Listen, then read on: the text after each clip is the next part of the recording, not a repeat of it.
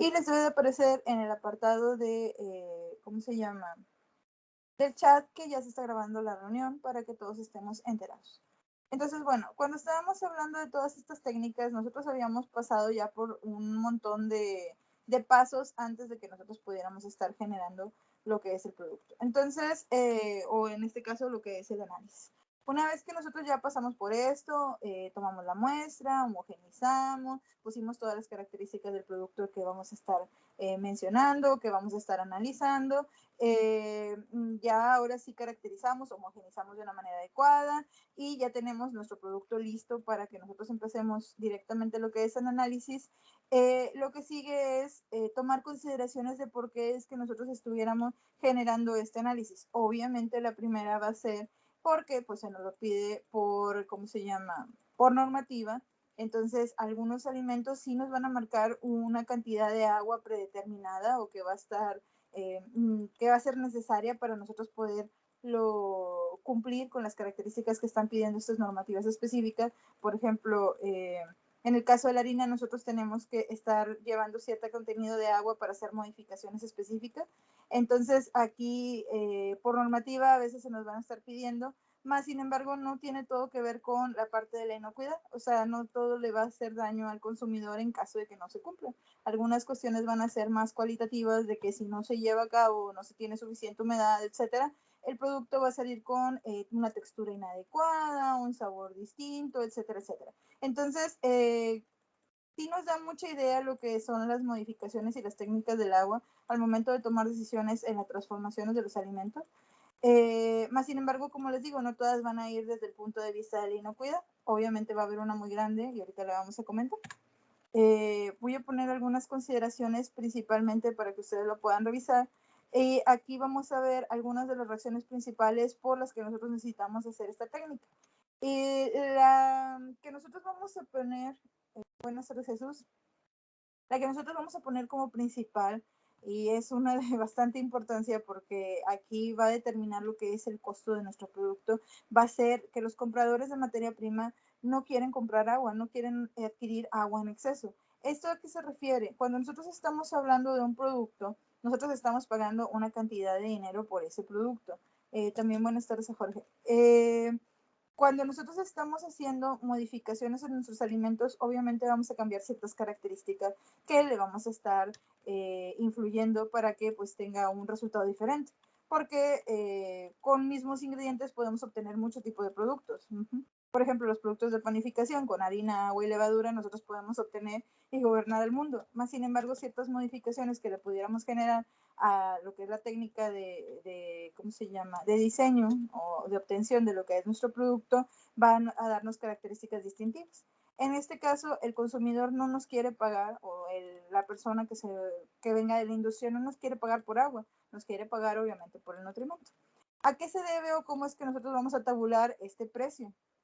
Vamos a nosotros estar visualizando lo que son las macromoléculas contenidas directamente en nuestro alimento. Esto nos va a dar el precio de partida. ¿Por qué? Porque hay algunas moléculas que van a ser mucho más fáciles de medir, de aislar y de estar obteniendo que otras. Por ejemplo, cuando nosotros estamos hablando de un carbohidrato, es mucho más sencillo en maquinarias, en técnicas, en capacitación de personal, etcétera, poder obtener un carbohidrato que poder obtener una proteína.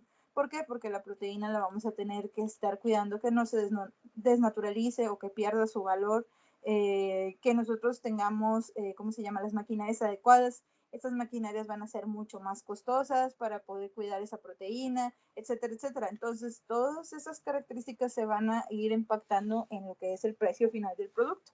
Si nosotros les vendiéramos un producto que tiene exceso de agua y menos proteína, pues nos están pagando el agua a precio de proteína. Entonces, ellos es lo que no quieren que pase. Ellos nos quieren pagar los nutrimentos en el precio adecuado.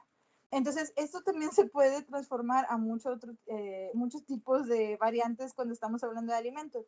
Por ejemplo, hay una nueva particularidad que nosotros generamos cuando estamos trabajando con alimentos en las áreas cárnicas. Estos alimentos tienden a ser inyectados. Y me van a decir, inyectados, sí. Hay unas unidades que nosotros generamos para poder ayudar a que haya un marinado, a ayudar a la jugosidad y a subir el rendimiento directamente del producto. Esto se va a transformar, o cuando nosotros estamos hablando de rendimiento, es que no vamos a dejar que pierda agua. Entonces, al momento en que nosotros estamos generando estas unidades de inyección, lo que nosotros le estamos vendiendo al consumidor, a la persona que nos está comprando nuestro producto, es agua disfrazada de carne.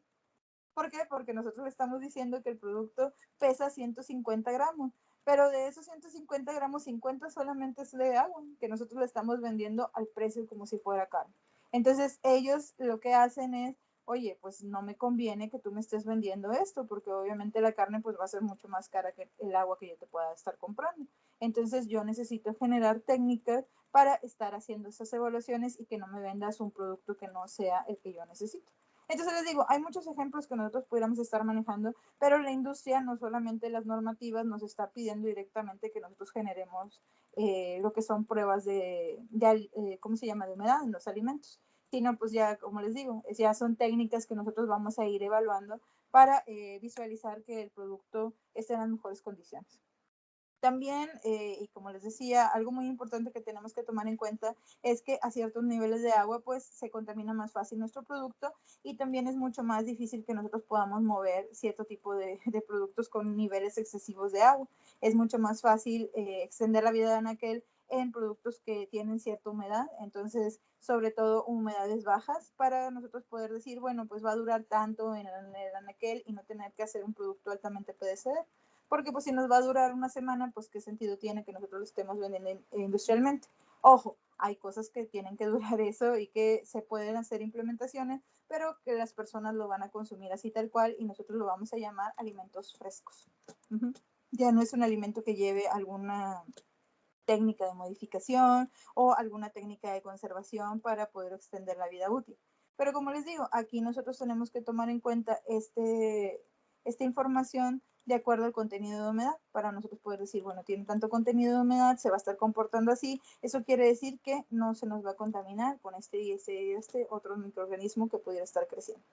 Eso también lo veíamos cuando estábamos hablando de la actividad de agua, entonces ahí ustedes pueden ver la correlación de lo que es la información. Otra de las maneras es que en algunos alimentos pues está regulado, no porque le vaya a hacer daño al consumidor final, porque si no estaríamos hablando de que pues es cuestión de inocuidad, sino porque le estamos vendiendo un producto adulterado directamente o un producto fraudulento a nuestros consumidores finales. Entonces, por ejemplo, en la leche en polvo, en las mantequillas, en las margarinas, nosotros tenemos una cantidad específica de agua que puede estar contenida. Buenas tardes, Erika. Entonces, desde este punto de vista, está legislado que nosotros tenemos que estar pues manteniendo esa cantidad de humedad. Entonces, con estas técnicas, pues nosotros vamos a visualizar y les vamos a decir a las personas, oye, sí, sí tiene esa cantidad de humedad que tú me estás pidiendo como máximo. ¿Por qué? Porque si no pasa lo que sucedió hace poco, que no sé si les comenté, que cuando hubo la transformación a la norma 051 de estos últimos alimentos, tuvieron que inmovilizar muchos productos y mucha gente se llevó una mala imagen de que había productos adulterados que eran alimentos. En este caso era un queso que estaba en el mercado que la gente decía que estaba adulterado, pero no adulterado en el sentido de que le iba a hacer daño a una persona, sino estaba adulterado en que contenía más agua de la que debería. Entonces, se llevó el quemón la empresa porque ahora todo el mundo piensa que esa marca está contaminada porque por lo general cuando salen las noticias pues lo único que piensas es me va a hacer daño al consumirla. Pero no, simplemente tenía agua de más que no debería de estar ahí en ese queso y pues ahí pues se hizo el amarillismo en esa nota y pues fue, ¿cómo se llama? Pues sacado un poco de contexto. Sí, la marca estaba mal porque estaba vendiendo un producto que no era, pero desde ese punto de vista no le pasaba nada al consumidor si la estaba ingiriendo. Entonces simplemente pues fue una, ¿cómo se llama? Hay una complicación. No se comunicaron adecuadamente de qué era lo que estaba pasando. Entonces este producto se retiró del mercado y hubo muchas cosas. Buenas tardes, Evelyn. También tenemos que tomar en cuenta que con ciertas cantidades de humedad hay algunos productos que se aglomeran, como el azúcar y la sal, entonces va a ser difícil que nosotros los podamos disolver o agregar directamente algunas modificaciones de lo que son nuestros productos para obtener algún producto alimenticio distintivo. Entonces aquí nada más es cuestión de ¿cómo se llama? pues de manera en que nosotros vamos a estar adicionando lo que son nuestros productos. En algunas tecnologías, como por ejemplo al momento en que nosotros estamos generando la molienda del trigo, nosotros tenemos que hacer ajustes en la humedad y tenemos que estar monitoreando esa humedad. ¿En qué sentido? El trigo llega alrededor de un 13% de humedad cuando nosotros estamos trabajando para hacer modificaciones, pero está tan duro que nosotros tenemos que ir ajustando la humedad a través de todo lo que es las modificaciones para nosotros poder obtener harina de trigo. Pero esas humedades no es nada más de que, le puse tantita agua y voy a esperar a que se haga más blandito y subsecuentemente voy a hacer la transformación. No, en este caso nosotros tenemos que monitorear y tenemos que llegar a la cantidad de humedad deseada para poder hacer la transformación. Exceso de agua no nos va a permitir que nosotros podamos generar esa harina que nosotros estamos buscando. ¿Por qué? Porque al momento en que nosotros generemos la molienda se nos va a generar una masa y esta masa va a ser muy difícil de despegar de nuestras maquinarias, entonces no es lo que queremos. Nosotros lo que queremos es que esté suficientemente húmeda para poder hacer una transformación e ir moliendo directamente nuestro trigo y que al momento en que nosotros vayamos a bajar el tamaño de partícula, que es esta harina que nosotros estamos buscando. Entonces aquí no podemos decir, bueno, pues le pongo agua y ya, a lo que salga. No, aquí nosotros tenemos que estar monitoreando activamente lo que es la cantidad de agua. Entonces también es un motivo por el cual nosotros estamos generando. ¿Y por qué lo menciono? Porque es una industria bastante grande. Ustedes no saben la industria de panificación tan grande que nosotros tenemos a nivel nacional y a nivel internacional. Entonces es una industria que pues nos da un motivo de por qué tenemos que estar midiendo la humedad constantemente. También ajustes en la humedad nos van a dar diferencias en lo que es la textura del producto final. Entonces, desde este punto de vista, y aquí voy a volver con el ejemplo de la carne, hay algo tan sencillo que al momento en que nosotros cocinamos lo que es el producto, cortamos un pedacito de esta carne y la llevamos directamente a nuestra boca y la empezamos a masticar. Esta carne va a empezar a soltar esa agua libre que está contenida en lo que es nuestro producto y nos va a dar una sensación de jugosidad.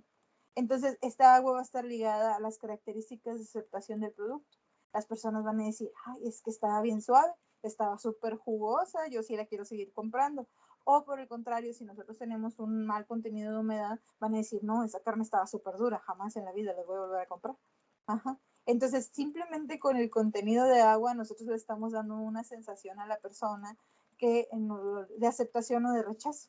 Entonces ya ni siquiera tenemos que hacer una prueba más allá, simplemente él nos va a decir, ¿sabe qué? Si estaba muy suavecita y estaba muy jugosa, entonces sí se la voy a volver a comprar. Antes de que nosotros le mostremos ningún otro análisis de, oiga, sí tiene esto, tiene aquello, no, simplemente es algo afectivo que nos va a estar generando. Entonces, con la simple modificación de una gota de agua dentro de nuestro alimento, nosotros vamos a dar esa sensación. Entonces, también es bueno que nosotros midamos lo que es la humedad en este tipo de productos porque nos va a cambiar la textura. También en el sentido de que hay productos que van a ser secos, como algunos tipos de frutos secos y cosas así, y la humedad excesiva pues nos va a cambiar la textura al momento en que nosotros los estemos generando porque pues sabemos que algo le pasó a ese producto, no es lo que nosotros naturalmente estábamos esperando cómo se debería de comportar. Ese tipo de producto debería estar más seco y por lo general tiene más humedad, entonces la vida útil va a ser menor. ¿Cómo se llama?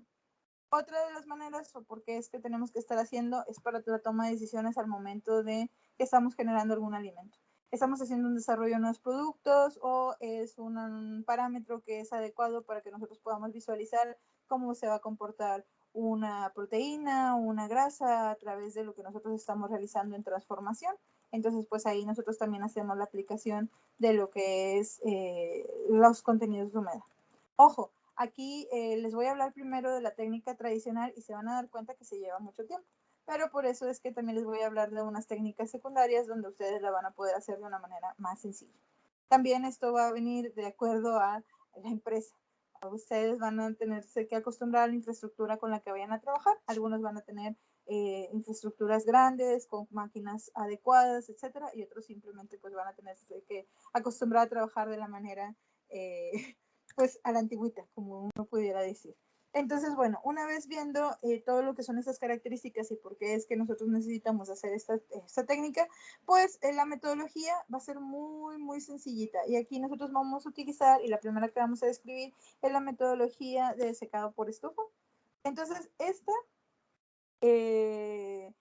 va a ser la más utilizada y aquí se los voy a mencionar. Hay otros contenidos, otras variedades de lo que son el secado por estufa, que va a ser el secado por estufa por vacío, la termobalanza, pero todos van a ir hacia el secado. En este sentido, lo que nosotros queremos es eliminar cierta cantidad de agua para que por pérdida de peso nosotros podamos ir visualizando lo que es la técnica o la forma en que nosotros vamos a tener el contenido de humedad. Entonces, como les decía, es muy sencillito y la aplicación que nosotros vamos a generar de que a lo mejor lo vamos a tener que poner vacío o a lo mejor lo vamos a tener que poner una termobalanza es por cuestiones de especificidad. Algunas sustancias, algunos alimentos van a necesitar una metodología mucho más específica para poder trabajar que otros. Entonces, simplemente es la diferenciación que nosotros podemos ir encontrando en este sentido.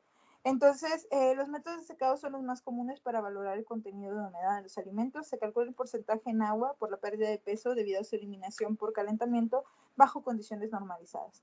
Aunque estos métodos dan buenos resultados que pueden interpretarse sobre bases de comparación, es preciso tener presente que, uno, algunas veces es difícil eliminar por secado toda la humedad presente, por eso les hablé de lo que es el agua libre y el agua ligada. Hay veces que la matriz es tan fuerte que no nos va a liberar lo que es el agua que nosotros necesitamos visualizar, entonces vamos a tener que hacer algunas variaciones en lo que es la técnica. Algunas veces también vamos a tener alimentos que van a ser susceptibles a descomponerse o a volatilizarse, algunos implementos. Por eso cuando nosotros hacemos la técnica de humedad no estamos hablando de toda la muestra, sino, o sea, de todo lo que nosotros sacamos del muestreo y homogenizamos, sino de una pequeña cantidad, así si se dañan tampoco pasa gran cosa, porque a veces nosotros necesitamos romper esas matrices para poder liberar lo que es esa agua ligada y que se pueda perder, pero pues hay que ser conscientes que sí va a haber una modificación específica. Y también hay algunos materiales volátiles que se pueden estar perdiendo al momento en que nosotros estamos generando lo que es esta muestreos o estas técnicas que estamos generando. Entonces, bueno, vamos a empezar con lo que es el método de secado por estufa y pues aquí no hay mucho pierde. La determinación de secado por estufa la vamos a basar en pérdida de peso por evaporación de agua. El procedimiento o el principio operacional del método de determinación de humedad utilizando estufa y balanza analítica incluye la preparación de la muestra, como ya hemos estado hablando, utilizando una estufa. Una balanza analítica incluye lo que es el pesado, el secado, el enfriado y el pesado nuevamente de lo que es nuestra técnica. ¿Qué van a decir ya ahora? Bueno, aquí está la información un poquito más a detalle. Entonces, aquí vamos a generar lo que es una pérdida de peso al momento en que nosotros estamos metiendo directamente lo que es nuestro producto a lo que es la estufa y la estamos dejando cierta cantidad de tiempo. Ojo, les voy a mostrar una imagen que es la del principio. Ustedes la van a poder ver aquí a su izquierda. Este era el método antiguo en que nosotros generábamos lo que era la humedad. Aquí estamos hablando de que estas capsulitas metálicas eran las que se usaban con precisión para que nosotros pudiéramos generar adecuadamente una técnica. Y esa estufa, pues a lo mejor ya no tan moderna, era la que nosotros utilizábamos para poder generar lo que era la humedad.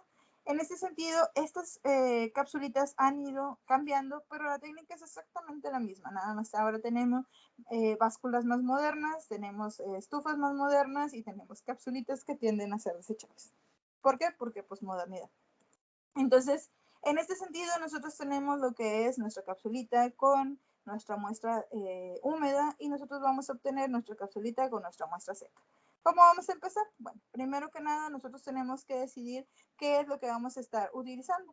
En este caso, nosotros tenemos que tomar en cuenta cuáles son las características de nuestro producto. Entonces ya hicimos la homogenización, ya pasamos por todo eso. Entonces lo que sigue es, nosotros tomamos nuestras capsulitas. Si vamos a trabajar con cápsulas desechables, pues nosotros tenemos que visualizar primero que estén en una condición adecuada, que no vayamos a estar, ¿cómo se llama?, haciendo, dañando directamente nuestra muestra poniéndola en una cápsula que no es la adecuada.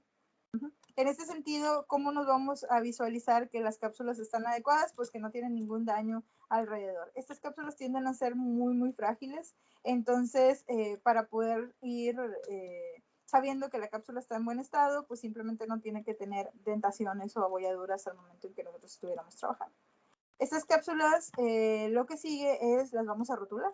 como todas las muestras que nosotros trabajemos en alimentos o en un lugar de análisis, nosotros tenemos que ponerle algún nombre para que nosotros los podamos distinguir de entre otras muestras. Entonces aquí nosotros decidimos lo que es la rotulación adecuada para lo que es nuestro producto y nuestra muestra. Entonces, una vez que generamos lo que es la rotulación, lo que sigue es, vamos a poner estas, ¿cómo se llama? Estas cápsulas directamente en lo que es la estufa. En esta estufa se van a quedar a 70 grados centígrados por 24 horas hasta temperatura constante. ¿Qué nos va a pasar? Lo que nosotros necesitamos, estas capsulitas todavía no tienen nada de alimento ni absolutamente nada. Lo que nosotros necesitamos es quitar todo el exceso de humedad que pudiera estarnos interfiriendo en lo que es la muestra. Entonces, desde este punto de vista, pues lo primero es eso. O sea, evitar que nuestro producto haya estado manipulado, que tenga agua donde nosotros la lavamos, etcétera, etcétera. Entonces, nosotros tenemos que acondicionarlas y dejarlas reposar hasta que lleguen a peso constante. Nosotros la podemos estar sacando y podemos estar visualizando lo que es el peso. Entonces, por ejemplo, cada 2 o 3 horas nosotros podemos estar monitoreando cómo es que avanzó el peso y si ya están a un peso constante. Porque una vez llegando al peso constante, nosotros podemos proceder a generar lo que es la medición de humedad. Más sin embargo, lo que se espera es que no las estemos manipulando tanto porque nosotros también podemos estar generando que se estén humedeciendo a través de lo que es el proceso. Entonces, cada vez que las sacamos tenemos que tener mucho cuidado de que no se nos vayan a humedecer nuevamente. Entonces, por eso es que la técnica nos pide que las dejemos al menos 24 horas para que nosotros podamos decir, bueno, ya pasó todo este tiempo de reposo, ya deberían de estar en una temperatura constante. ¿Podría ser más? Sí, obviamente, porque no llegamos a la temperatura que nosotros necesitábamos y todavía hay fluctuaciones en el movimiento. Nosotros pues las pesamos 1 o 2 veces al momento en que ya están frías, porque sacándolas de la estufa obviamente van a estar calientes y nos puede generar un movimiento en lo que es la humedad no, en el peso final de lo que es nuestra cápsula. Entonces nada más asegurándonos que ya estén completamente frías y que no se esté generando ahí una mala manipulación por parte nuestra. Nosotros pesamos y ya automáticamente vamos a generar lo que es la técnica. Esto se tiene que hacer por duplicado o por triplicado para que sea reproducible estadísticamente hablando y podamos medir en caso de que exista algún también crisoles para colocar la muestra. Sí, se puede hacer, nada más que tienes que tener suficientes crisoles, no hay ningún problema. Entonces, cuando nosotros estamos generando este tipo de, ¿cómo se llama?, de técnicas, nosotros podemos utilizar, y de hecho se los voy a poner directamente en esto, nosotros podemos utilizar hasta lo que es papel aluminio, nada más hecho una charolita, o de este tipo de, ¿cómo se llama?, proporciones para el pie, siempre y cuando nosotros lo llevemos directamente a la estufa y lo dejemos reposar cierta cantidad de tiempo para que se pueda, ¿cómo se llama?, sacar la humedad directamente de la cápsula donde nosotros vamos a contener nuestro producto. En ese caso no hay ningún problema, sí puedes usar crisoles, no pasa absolutamente nada, porque nosotros vamos a medir lo que es el peso de la capsulita. Entonces, una vez que nosotros generemos el peso, pues cambia un poquito. Veo de esas charolas y me dan ganas de un pie, exactamente. Entonces, esas charolitas, obviamente no del tamaño de un pie, un poquito más chiquititas, las podemos utilizar como una ventaja para nosotros en caso de que digamos, oye, ¿sabes qué? No tengo las charolitas estas adecuadas, entonces nosotros las podemos generar o las podemos comprar directamente para poder sacar directamente nuestro análisis, que nada nos detenga en toda esta metodología que estamos generando. Pero sí, entonces podemos utilizar crisoles siempre y cuando estén a un peso constante y hayan durado al menos 24 horas en una estufa a 70 grados centígrados y que ya no tengan humedad que pueda interferir con lo que es la muestra. Una vez que nosotros estamos generando lo que es esta parte, nosotros vamos a hacerlo por duplicado, por triplicado. ¿Por qué? Porque ahí nosotros vamos a poder estar monitoreando la desviación estándar en caso de que nosotros hayamos cometido un error. Si en uno, por ejemplo, tenemos 70% de humedad y volvemos a hacer la técnica y de repente tenemos 80, pues algo nos pasó. ¿Qué fue? A lo mejor no la tratamos con la misma delicadeza, no fuimos tan rápidos como en la anterior. No sé, hay muchas maneras en que nosotros podemos estar visualizando qué nos pudo haber pasado de que nosotros tuviéramos una contaminación directa con humedad. En este caso ya no estamos hablando de otra cosa, estamos hablando de humedad, nosotros no la queremos. ¿Por qué? Porque las muestras al estar en contacto con la humedad relativa, obviamente pues van a ganar agua. Ajá, entonces sí tenemos que tener mucho cuidado al momento de estarlas trabajando y estarlas tratando. Aquí hay varios tips que nosotros podemos utilizar. Siempre tenemos que tener un desecador de una manera adecuada para nosotros transportar lo que son las cápsulas ya con muestra o sin muestra. No la cierren completamente la tapa del desecador porque por ningún motivo la van a poder volver a abrir. Es más fácil romper la tapa que separar lo que es un desecador que se ha quedado unido para toda la vida. Entonces tengan mucho cuidado con eso. Tienen que tener pues esta parte lubricante que ayuda a que se deslice la tapa, porque si no, sí cabe la posibilidad de que ustedes mismos sellen directamente lo que es el desecador y tengan problemas para abrirlo. Entonces nada más abrirlos de arriba así. Entonces tenemos que tener mucho cuidado al momento de tratarlos, pero sí es necesario que nosotros estemos trabajando con lo que es un desecador, porque no queremos que la humedad relativa nos afecte directamente en lo que es la muestra. Entonces, como les digo, una vez que nosotros generamos esto, les voy a platicar a ver si qué vamos a hacer. Entonces, la técnica básicamente es esa. Nosotros ya tuvimos nuestras capsulitas a 70 grados centígrados por toda la noche, entonces nosotros lo que vamos a hacer es sacarlas, dejarlas enfriar, pesarlas, que esa va a ser nuestro primer dato, el que nosotros nos vamos a generar. Las pesamos y luego le vamos a poner lo que es nuestra muestra. Nuestra muestra va a ser húmeda, aquí no hemos tratado, no vamos a hacer ningún proceso de secado, porque pues no tendría sentido. Nosotros lo que queremos es buscar la humedad de la muestra. Entonces, desde ese punto de vista, la muestra húmeda la vamos a poner en 1 o 2 gramos dependiendo del producto o la homogenización. Que aquí también nos vamos a dar cuenta, si nosotros tenemos desviaciones en lo que son las mediciones, como les decía, en uno tenemos 70 o en el otro 80, pues cometimos error al momento de manipular las cápsulas, la persona que lo está haciendo es diferente, o también podemos darnos cuenta que la homogenización no fue la adecuada. Entonces aquí teníamos pedacitos que todavía tenían más humedad que otros porque no estaba completamente homogenizada nuestra muestra. Entonces, desde ese punto de vista, con los duplicados y los triplicados nos damos cuenta. Es fácil que nosotros lo podamos identificar. Entonces, una vez que ya generamos lo que es el peso de esta muestrita con la capsulita, pues lo que sigue es llevarla a la estufa. Y aquí la vamos a dejar, ¿cómo se llama? Reposar directamente lo que son 24 horas. Entonces aquí nosotros vamos a estar generando el reposo de nuestra muestra y nuestra muestra va a tener que haber pasado por la pérdida de humedad una vez que nosotros pasemos las 24 horas. ¿Qué se va a estar generando? ¿Qué se va a estar gestionando aquí? La estufa va a tener un abanico que va a estar ayudando a que se disperse directamente el calor. Entonces, este abanico lo que va a hacer es que va a estar generando corrientes de aire y con el calor y la temperatura que tenemos de 70 grados centígrados va a ayudar a que nosotros podamos dispersar la humedad de nuestro producto. Entonces, simplemente dejándolas en la estufa por 24 horas, nosotros podemos dispersar lo que es esa humedad que nos está conteniendo lo que es nuestro producto. Una vez que pasen esas 24 horas, nosotros tenemos que sacarlas nuevamente en un desecador y hay que dejarlas enfriar completamente porque si no podemos tener, dañamos la báscula al momento de estar generando el pesado o vamos a generar una variación en peso porque, ¿cómo se llama? Las cosas calientes tienen un peso diferente.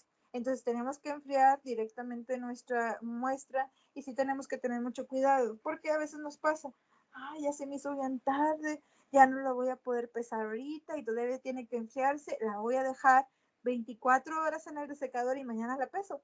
No, posible. ¿Por qué? Porque nosotros podemos dañar directamente lo que es nuestra muestra en caso de que no esté bien cuidado lo que es el desecador, en el sentido de que, bueno, ¿cómo se llama? La dejamos reposar, empezó a llover, hay una humedad relativa de 80% de agua en el ambiente, entonces aquí nosotros estamos teniendo que nuestro producto, como tiene muy poquita humedad, va a empezarse a hidratar. Entonces, al momento en que nosotros generemos el pesado último, pues nosotros vamos a tener una desviación. Entonces sí tenemos que tener cuidado en esas características y con ese tipo de muestritas cuando nos estemos manejando. Una vez que ya generamos los pesados, esta es la manera en que nosotros pudiéramos estar realizando directamente lo que es nuestro producto. Entonces ahí están los gramos de muestra seca, que nosotros lo vamos a llamar como P4. Entonces, P4 es igual a P3 menos P1. P3 son los gramos de la charola talada más la muestra seca, que es lo que ya salió directamente después de 24 horas de reposo en lo que es nuestro, ¿cómo se llama? Nuestro horno, menos P1, que son los gramos de la charola talada sin absolutamente nada, aquella que hicimos el pesado inicial. Y el porcentaje de humedad va a ser P2, que son los gramos de muestra, menos el P4, que son los gramos de muestra seca, entre lo que es los gramos de muestra húmeda por 100. Una vez que tenemos ese porcentaje de humedad, la materia seca se va a sacar por diferencia. Entonces, nosotros podemos tener por ciento de materia seca como 100 menos el porcentaje de humedad que nosotros vayamos a estar teniendo. Y aquí es, por ejemplo, si tenemos 70% de humedad en nuestra muestra, pues nosotros ponemos 100 menos 70 y tenemos 30% de materia seca específicamente en nuestro producto. Y una vez que generamos directamente lo que es este cálculo, ustedes han terminado y han generado lo que es nuestra técnica de humedad. Obviamente tienen que revisar todas las características, que no se deshidrate, que esté adecuadamente pesado lo que es nuestra charolita, que haya pasado suficiente tiempo de reposo. Entonces lo que hacen muchos lugares de análisis, y estos como tip, es que tienen ya charolitas que tienen mucho tiempo directamente en la estufa. Entonces las acomodan, las apilan, las dejan ahí y cuando los van necesitando simplemente las van sacando de la pila, las dejan enfriar y automáticamente empiezan a generar directamente lo que son las muestras. Sobre todo si es algo que tú estás haciendo constantemente, entonces pues tú ya le vas ganando el tiempo a todas estas características, ya no tienes que empezar desde el principio, ya las tienes taradas, entonces ya nada más es fácil que tú las tomes, pongas la muestra y automáticamente vayas generando. Y aquí lo que hacen también es que tienen 2 o 3 estufas para poder meter muchas muestras al momento en que nosotros estamos generando lo que son este tipo de ¿cómo se llama? De técnica. Hay algunas consideraciones que tenemos que tomar en cuenta para poder generar esto. Y cuando nosotros estamos hablando de elevados contenidos de azúcares o elevados contenidos de grasa en algunos tipos de productos, va a ser difícil que con esta estufa nosotros podamos validar completamente lo que es la humedad, porque van a estar interfiriendo y estas matrices van a ser difíciles de abrir. Entonces, lo que nosotros estamos usando como alternativa y técnica es generar directamente una validación con una estufa de vacío, que ahorita la voy a explicar en unas diapositivas más adelante, que nos va a ayudar, va a trabajar directamente como la estufa que estábamos hablando anteriormente, pero nos va a ayudar ¿cómo se llama?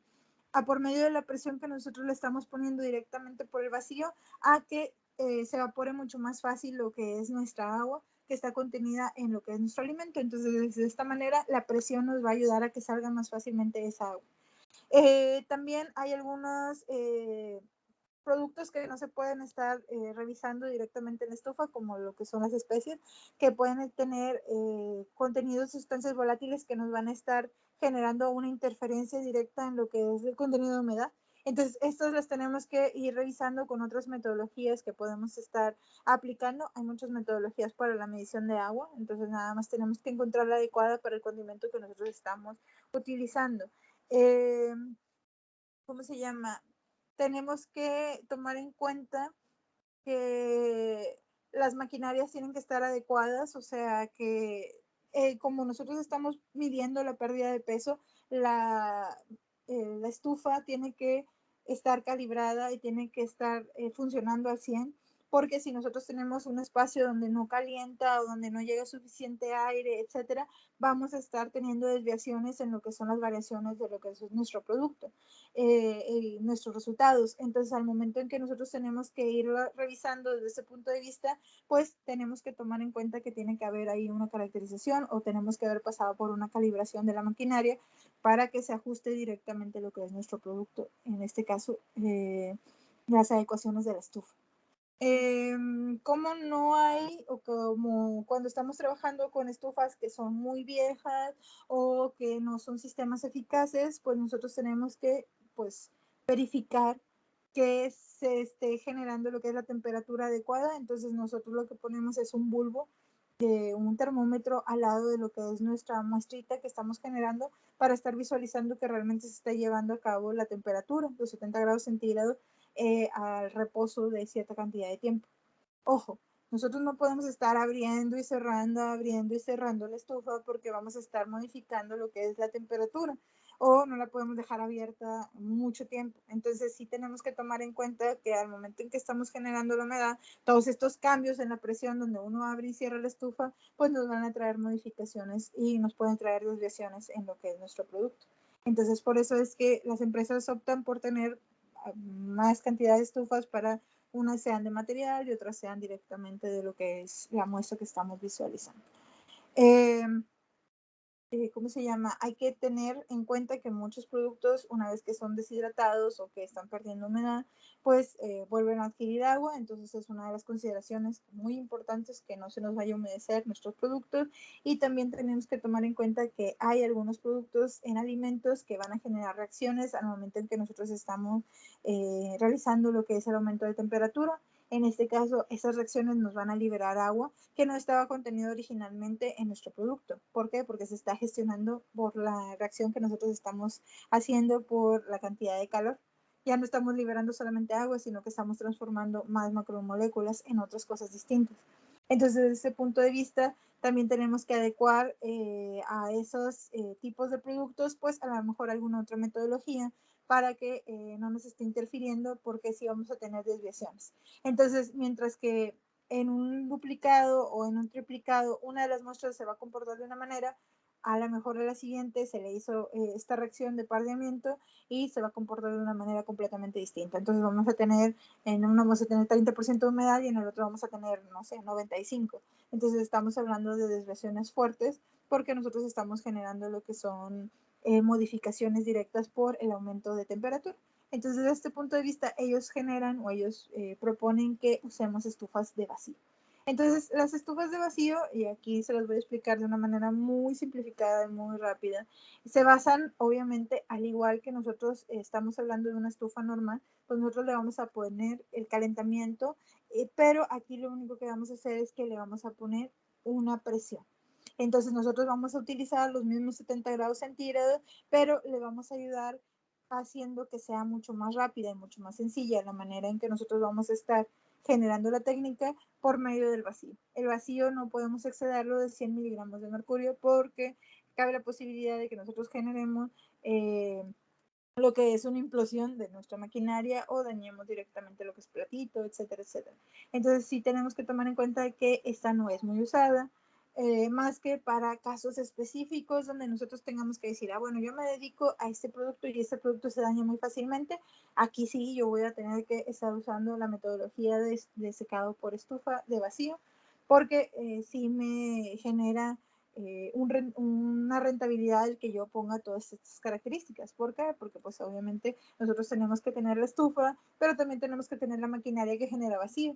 Ajá. Y esta maquinaria tiene que tener sus propias mangueras y tiene que tener su propia adecuación y tenemos que tener válvulas adecuadas para poder generar o ir midiendo lo que es el contenido de vacío que se está generando dentro de lo que es ¿cómo se llama? El horno. Entonces, desde este punto de vista, pues es más la infraestructura, más las implementaciones que nosotros tenemos que tener y más cosas que tenemos que cuidar que no se, que no se dañen. Entonces, la bomba de vacío que se tiene que calibrar, también, ¿cómo se llama? Las válvulas, de los dispensadores del vacío, etcétera, que también tenemos que calibrar, más el equipo, que es más costoso porque necesitamos que tenga diferenciaciones, que no se vaya a empezar a doblar el momento en que nosotros le vamos a empezar a generar vacío, etcétera, etcétera. Entonces aquí hay algunas imágenes que nos representan algunos tipos ¿cómo se llama?, de hornos o de estufas al vacío.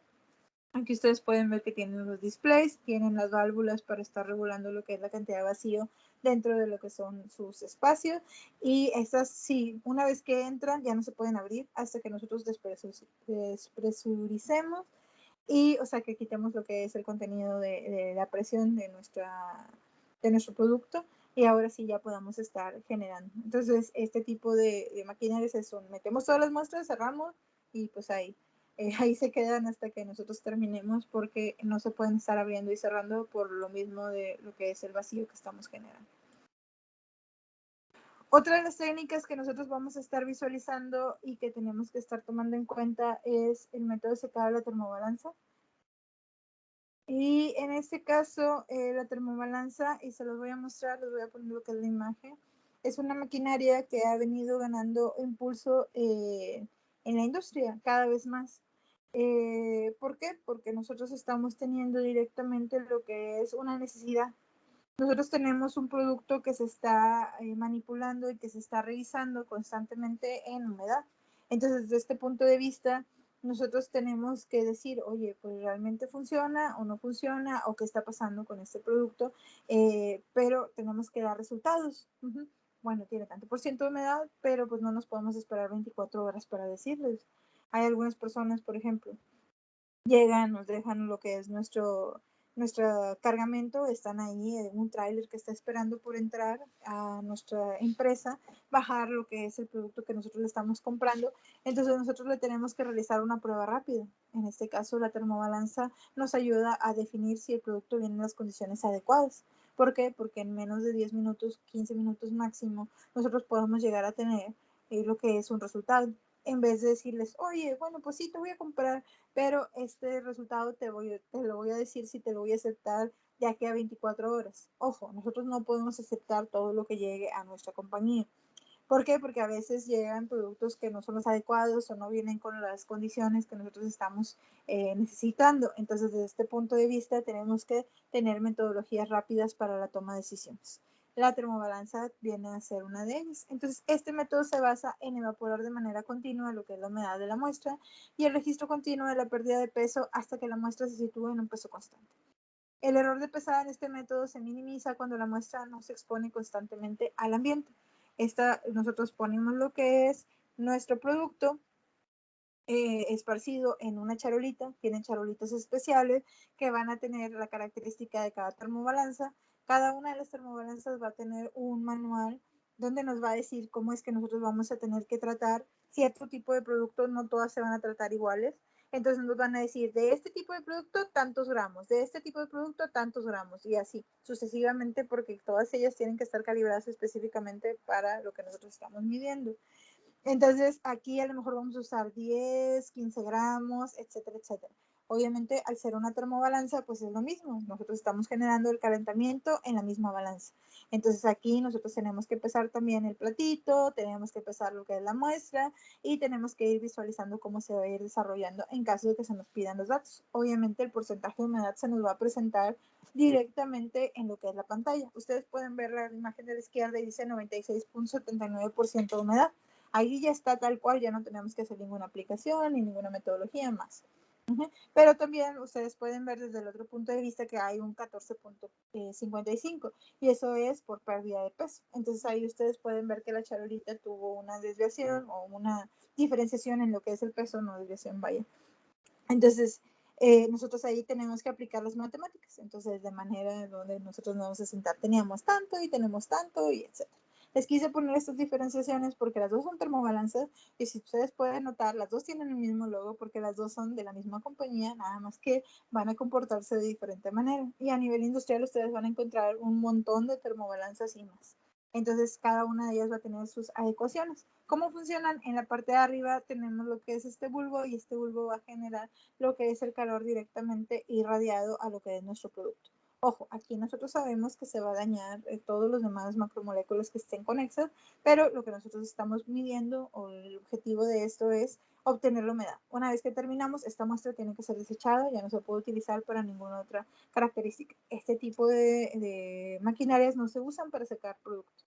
¿Por qué? Porque nosotros sabemos que van a dañar directamente lo que es nuestra muestra en algunas macromoléculas, entonces no se puede utilizar para secar productos. Aquí nada más es para estar haciendo la medición de lo que es la pérdida de humedad. Hay algunas maquinarias o hay algunas termobalanzas que tienen que usar filtros de fibra de vidrio para evitar la exposición directa de lo que es nuestra muestra a lo que es la temperatura del bulbo que se está generando. ¿Por qué? Porque hay algunas muestras que estallan en llamas. Entonces, mediante el uso de este tipo de filtros, nosotros podemos ayudar a que no se vaya a generar lo que es este exceso de calor, que no se vaya a prender directamente nuestro producto. Y entonces nosotros también tenemos que tomar en cuenta el pesaje de los filtros que vamos a estar poniendo directamente en la ecuación para que nosotros podamos generar directamente este tipo de análisis. Entonces, una vez que nosotros generamos este análisis, pues nosotros ya nada más vamos reportando y en 10, máximo 15 minutos nosotros ya tenemos directamente lo que es el final. O sea, les podemos decir, bueno, podemos estar utilizando esto, toma decisiones, se puede hacer esto, se puede hacer aquello, y sí le recibo su muestra. Entonces, páselo todo, bájelo del camión y yo voy a poder, ¿cómo se llama? Entrarlo a mi empresa y ya subsecuentemente ellos ya se van a poder retirar. ¿Sabe qué? No cumple con las características, lléveselo todo y hablamos con la persona de compras de por qué me estás vendiendo algo que no cumple con las características que yo necesita. Entonces, desde este punto de vista, pues ahí nosotros tomamos decisiones rápidas. No nos tenemos que esperar 24 horas para poder nosotros estarlo visualizando. Ustedes pues van a decir, pues todas las compañías deberían de invertir en este tipo de termobalanzas, pero no, hay algunas compañías que les gusta trabajar todavía de maneras tradicionales porque sienten que hay menos cantidad de error al momento en que nosotros estemos generando lo que es el manejo de las muestras. ¿Dudas hasta aquí cuando estamos hablando de este tipo de procesos?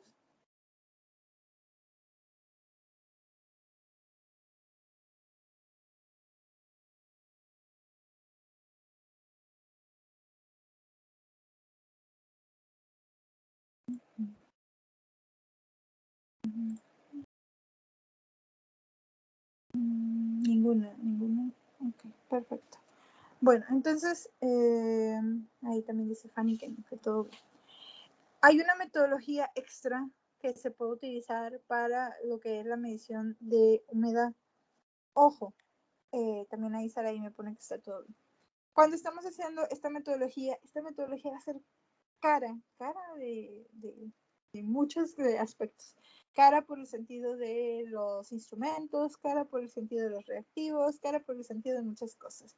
Y no es altamente aplicable. Esta es una metodología que es muy exclusiva por el sentido de que solo se aplica a cierto tipo de productos que tienen unos requerimientos muy específicos. Entonces, a lo mejor ustedes estando en la industria ¿cómo se llama?, del análisis de alimentos, nunca se van a topar directamente con esta metodología porque no van a estar modificando, no van a estar midiendo directamente lo que es un alimento con estos requerimientos. Pero también es una metodología que se usa directamente en la industria. Y aquí yo se los voy a mostrar en ¿cómo se llama?, en este slide. Y esta metodología se llama la metodología de Carl Fisher. Esta metodología es patentada por esta persona, Carl Fisher, y ellos generaron una manera con sus reactivos específicos y sus maquinarias específicas de medir un porcentaje de humedad. Entonces aquí ustedes pueden ver estas dos maquinarias, ambas son vendidas directamente por ellos, entonces nosotros tenemos que trabajar con patentes. Entonces eso quiere decir que las maquinarias únicas y exclusivamente las venden ellos y algunas ¿cómo se llama? Algunas personas que se les ha brindado una licencia para poder utilizar este tipo de tecnologías. No se pueden usar fácilmente porque las patentes ustedes saben que duran cierta cantidad de tiempo. Al mismo tiempo es los reactivos. Entonces esto tiende a ser caro. ¿Por qué? Porque solo hay una compañía que les puede vender lo que son las maquinarias, los insumos y todo este tipo de cosas. Y pues al ser patentes y que no lo van a poder conseguir en otros lados, pues tiende a ser mucho más elevado el precio. No quiere decir que sea excesivamente caro, que nadie lo puede pagar, pero sí quiere decir que versus una estufa, entre esta metodología, pues sí hay una gran diferencia en precio. Y a menos de que tengas un alimento con un requerimiento específico para utilizar esta técnica, no se usa. Ajá, entonces, por lo general, nosotros vamos a utilizar los métodos de secado, pero también es bueno que ustedes la conozcan por si algún día se la llegan a topar en la industria, no digan, eso yo nunca lo vi. Es una metodología que sí se puede utilizar, pero simplemente para ciertos alimentos específicos que componen. Entonces, el método de Carl Fisher es un método químico comúnmente usado para determinar el agua en alimentos que precisamente se basan en su reactivo. Este reactivo fue descubierto en 1936 y consta de yodo, dióxido de azufre con una amina. Originalmente se usaba piridina, sin embargo, por cuestiones de seguridad y toxicidad se ha reemplazado por lo que es el imidazol. Y todo esto se hace en un alcohol, por ejemplo, el metanol.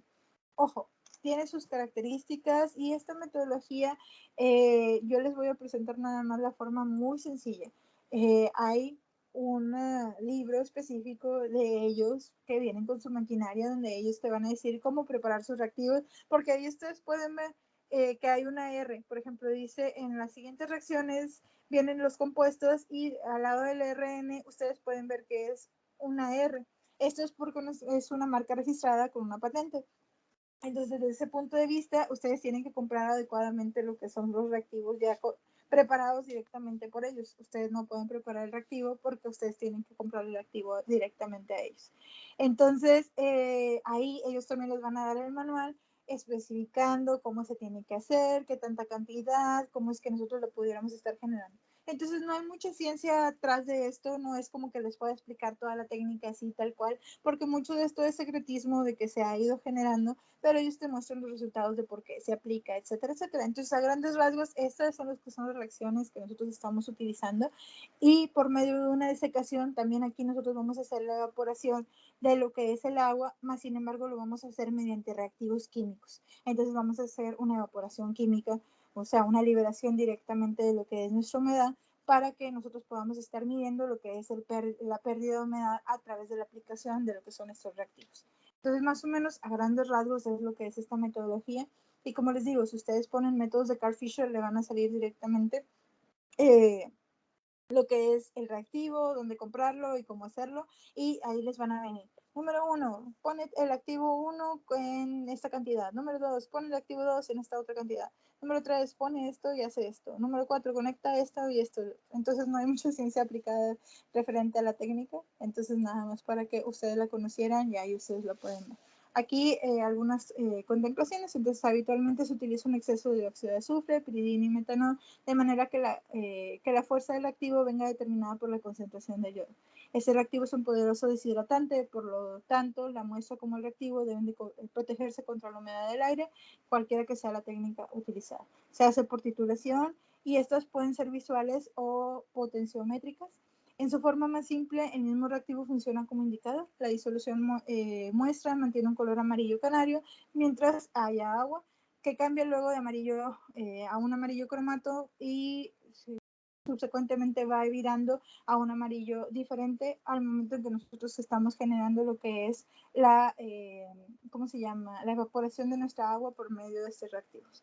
Entonces, en su forma más simple, el método potenciométrico consta con una fuente de corriente directa, un rheostato, un galvanómetro, y ahí ustedes pueden ver. Por eso hay dos diferenciaciones y ustedes pueden ver. Una de estas maquinarias, que la de la derecha, va a ser por titulaciones y la otra va a tener toda esta parte de ¿cómo se llama? Una medición magnética, etcétera, etcétera. ¿Por qué hay modificaciones en la técnica si sirven para lo mismo? Para venderte un equipo completamente distinto y nuevo y decirte, esta es la técnica más adecuada que nosotros pudiéramos estar necesitando. Entonces ahí ustedes pueden ver. Y antes de que hagamos otra información o pasemos más allá, voy a hacer, denme un segundo para que ustedes puedan visualizar. Vamos a ver si lo podemos abrir directamente aquí.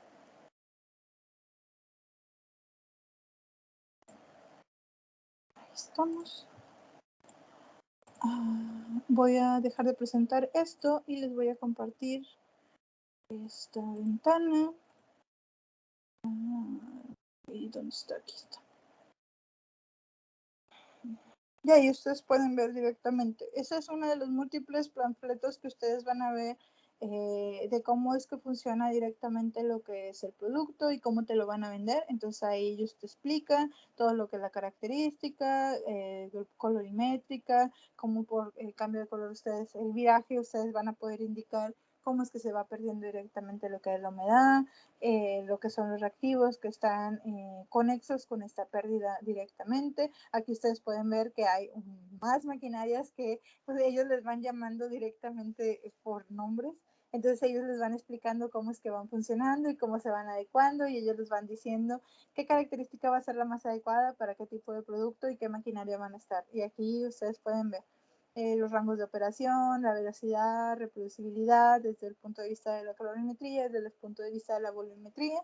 Ahí ustedes lo pueden ver. Esto es un panfleto que te da directamente la marca para que ustedes puedan ir visualizando lo que es la metodología del Carl Fisher. y pues aquí pueden ver un poquito más de detalle. Todas estas variaciones que nosotros estamos teniendo directamente de la pérdida de agua o la evaporación se van midiendo en tiempo real y nos da una gráfica para que nosotros la podamos interpretar directamente. Versus lo que nosotros tenemos de la estufa, que es excesivamente sencillo, pues ustedes ya se imaginarán, pues esto le da su complejidad.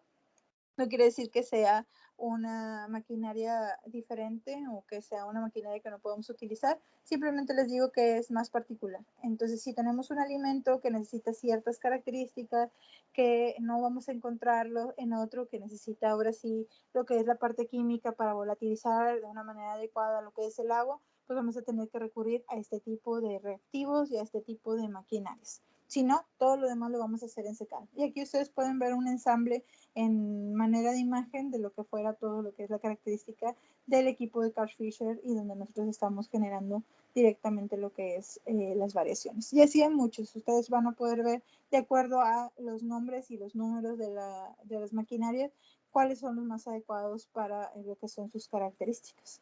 Entonces, estos a grandes rasgos, y no me quiero meter mucho con la química implicada a esta técnica, porque, como les digo, está muy vedado en el sentido de que al ser patentes, pues no te dejan toda la información a detalle para que pues no puedas descifrar directamente su técnica, pues se les acaba el negocio, vaya. Entonces, ahí nada más para que tengan una idea de que también se usa esta tecnología y de lo que es el Carl Fisher. Subsecuentemente, una vez que ya vimos esto y nada más vamos a dejar que se terminen de cargar las diapositivas, vamos a ver algunas ventajas y desventajas de lo que son las metodologías cuando estamos haciendo aplicaciones directas en lo que son nuestros alimentos. Entonces vamos a esperar. Entonces, voy a tomar un segundo.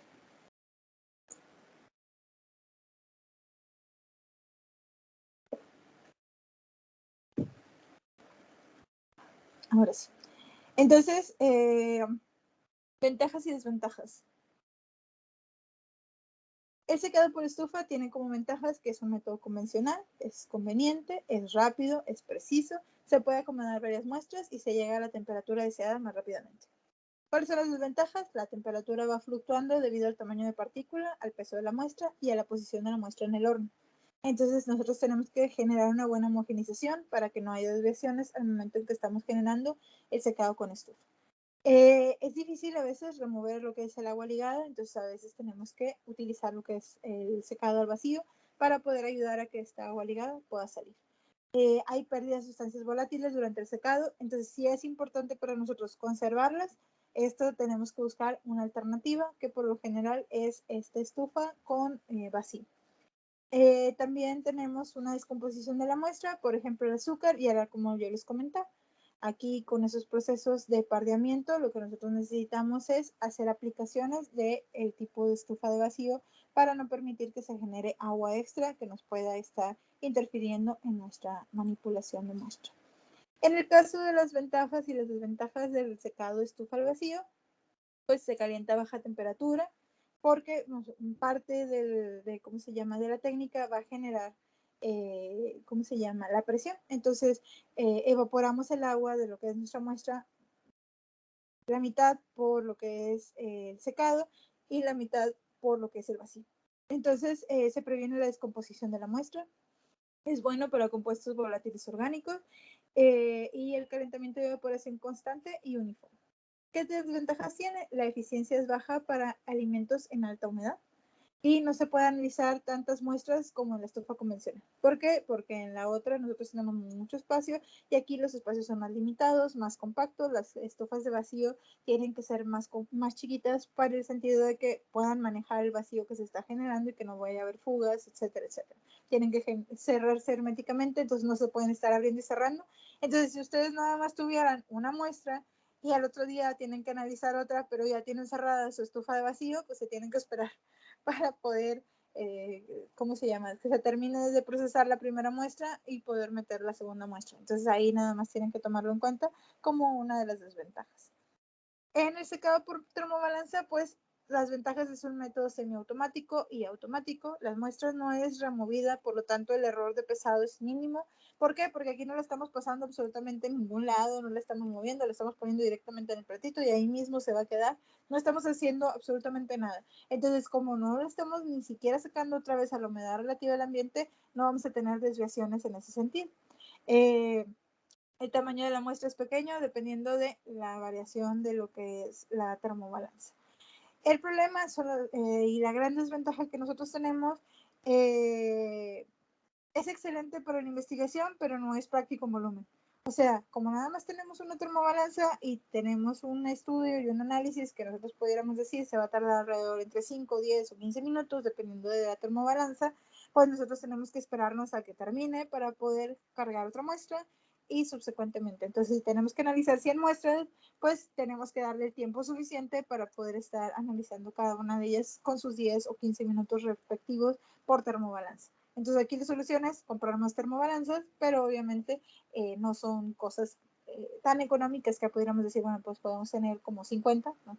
Entonces, pues aquí a lo mejor vamos a tener esa desventaja como una gran limitante al momento de estar manejando volúmenes. Si ustedes van a hacer 1, 2 o 3 muestras, pues no pasa gran cosa.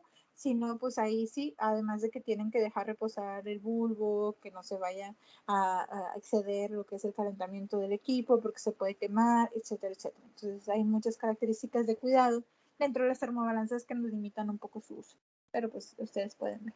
Y en el caso de Carl Fisher, pues es un método estándar para ensayos de humedad, precisión y exactitud más altos que en otros métodos.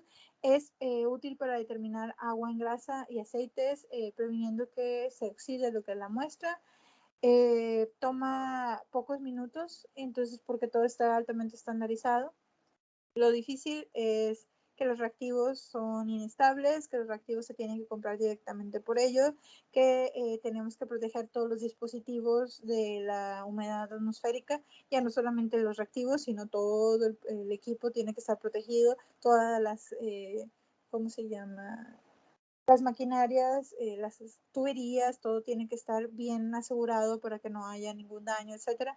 Y pues que todo esto, como es patente, todo se tiene que comprar directamente con una sola persona y pues los costos son mucho más elevados. Entonces, como les decía, a menos de que sea algo muy, muy aplicable a los alimentos, por ejemplo, en el caso de los aceites, que aquí sí nosotros vamos a estar analizando constantemente, estamos en una aceitera y uno de los puntos que nosotros necesitamos evaluar es la humedad. Bueno, pues nosotros nos invertimos directamente en esta técnica. Pero cuando estamos hablando de aceites, pues a lo mejor es depreciable. Nosotros no necesitamos estar midiendo humedad constantemente, por el sentido de que pues no nos implica nada, no nos va a cambiar nada. Y hay otras técnicas que podemos estar evaluando para ver qué tan nuevo o qué tan viejo es nuestro aceite. Entonces, pues mejor aplicamos esas técnicas que estar comprando lo que es esta técnica de Carl Fisher. Entonces ahí va a depender, como les digo, de las adecuaciones y de la muestra que nosotros estamos teniendo. ¿Dudas hasta aquí?